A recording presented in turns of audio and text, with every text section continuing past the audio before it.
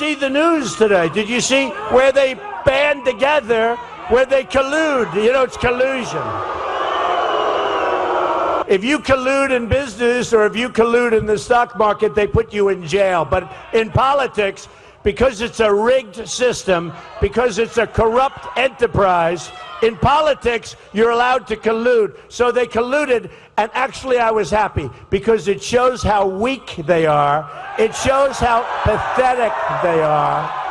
All right, ladies and gentlemen, welcome back. We're going to talk about that in just a second, the deal cut by Kasich and Cruz. But remember, tomorrow night, tune in for America Votes 2016 special live primary coverage on Newsmax TV. And it all starts right here at 7 p.m. Eastern Time tomorrow night.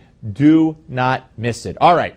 I'm joined now on the panel by Dr. Tom Borelli, Ph.D., contributor with Conservative Review, and David Goodfriend, Government Affairs and Democratic Strategist. And Tom, let me start with you. This deal where in Indiana, according to Cruz, Kasich doesn't want you to vote for him, so it's a race between Cruz and Trump. Kasich can't win there, apparently, so he can't win anywhere. So he's taking his resources elsewhere. But according to Kasich, as we've also heard in the show today from Kasich, I didn't tell anybody not to vote for me. You know, I want them to vote for me. So, you know, whether they know what they're doing or not, the fact is they made a deal, and this just smacks to me of desperation.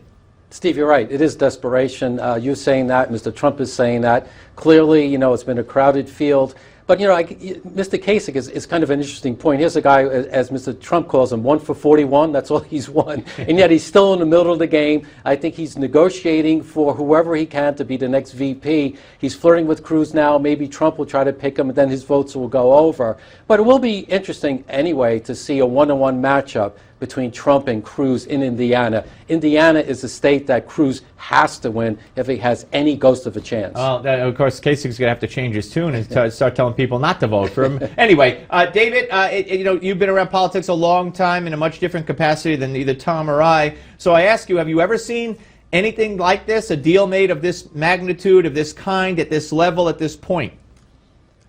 No, I really haven't. I mean, usually you still have, in a crowded primary field, you still have a lot of antagonism between the other candidates as well as they vie for who's going to be the runner-up, if you will, who's going to be the kingmaker at the convention.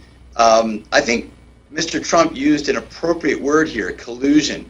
Usually when competitors say, I'll agree not to compete with you somewhere, if they were businesses, he's right. That would be an antitrust violation. They'd go to jail. It's odd in politics, but not unheard of. You actually have examples of crowded primaries where early on people sort of cede C-E-D-E. They cede a state to someone they think will win anyway, and they focus somewhere else, assuming that they'll build up enough of a delegate lead somewhere else. I just think what's interesting about this is a sort of sense of denial.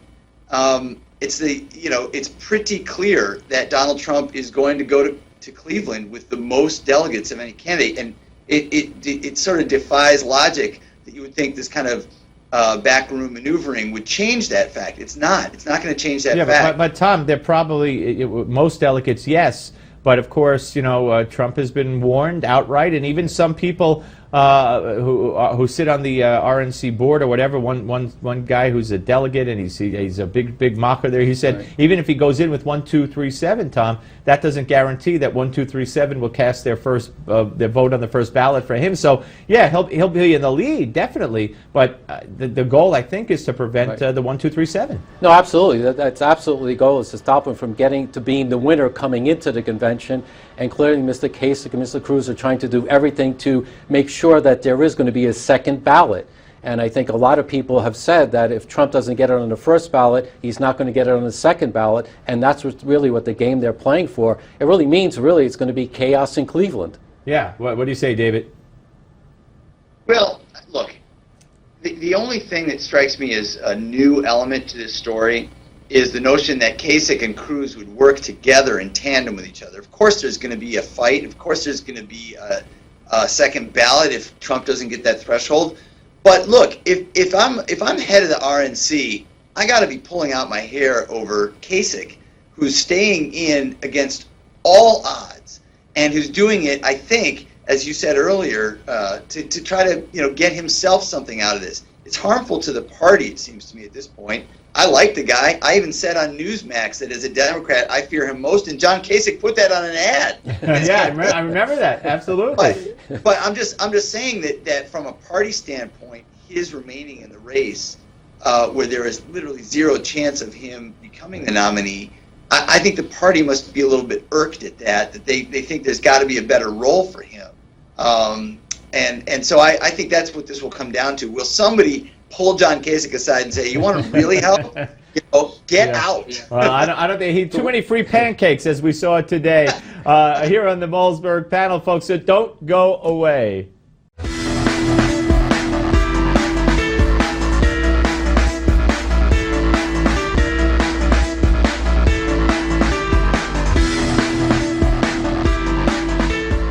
Well, that her we would have to believe her actions would be quite different than her rhetoric. Let me put it that way.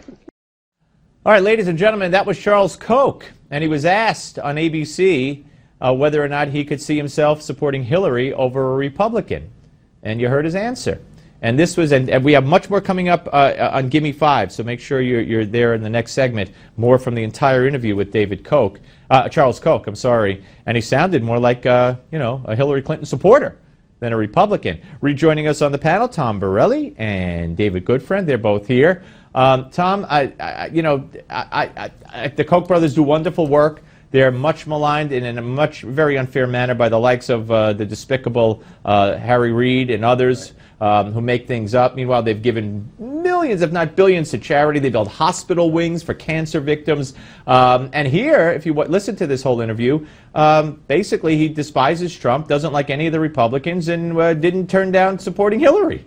Yeah, well, again, there's always talk about the establishment's choice, and it looks like Hillary Clinton is the choice of the establishment. Not so much really the political, but somebody that think they can deal and work with. And if you look at Hillary's career, she's certainly worked and dealt with everyone, from Goldman Sachs to Middle East countries. So I think they view her administration as a wheeling and dealing opportunity. What about it, David?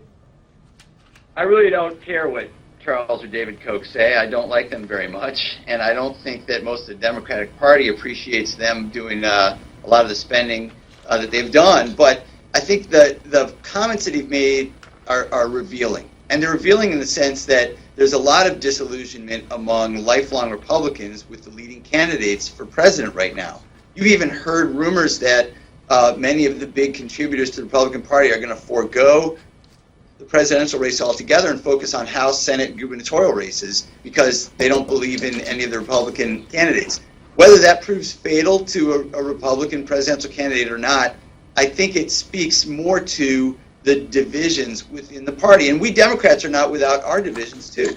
I mean, there's going to be a big moment where we have to see Bernie supporters and Hillary supporters come together or not. And that'll determine in large measure whether we win.